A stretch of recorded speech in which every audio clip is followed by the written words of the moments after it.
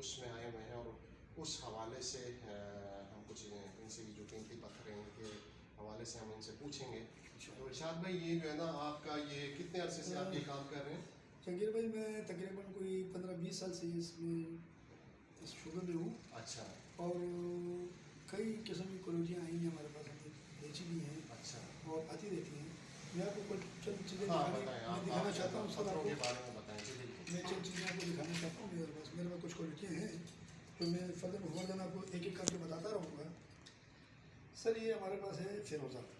अच्छा सर ये ईरान से आता है, इसमें ईरान की क्वालिटी भी है। अच्छा। इसमें जी सर इंडिया से भी आता है।